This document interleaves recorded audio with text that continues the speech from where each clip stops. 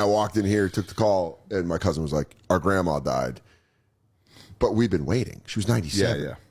I love my grandma, obviously. 97-year-old deaths. 97's wild. You're also, dude, you're like... She was like very cognizant for World War II. Dude, she told me a story. I took her to the... I took 20. her to the... 1944. She was born in 27, so she was like 20... She was like 17, 18. Yeah. Dude, what's crazy is I took her to the... She was hot during World War II. She was a hot lady. Really? I look back at my grandma, listen, rest in peace. I love her to death.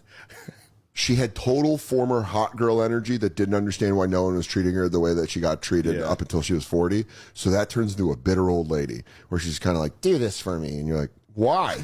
You old bag of bones? And she's like, meh.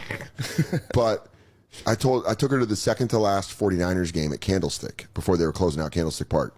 So I took her to the Rams game at Candlestick, and we're driving back to Lake County, and we're going over the Bay Bridge. They just opened the new Bay Bridge, and my grandma just out of nowhere goes, you know, me and your grandfather sat on that hill, like pointing towards Oakland. She goes, and we watched him turn the lights of the Golden Gate Bridge and the Bay Bridge on when the Japanese surrendered. And I didn't realize they had to keep all the lights off the bridge off because they were genuinely worried about bombing from the Japanese. And you're like, you just lived through that? Yeah, it's wild. Yeah. One time my grandma went to the pharmacy and the pharmacist goes, yeah, you were born in the same year that Wyatt Earp died. And my grandma went, well, that made me feel old. She was like 90. And she's like, Jesus Christ, Dad.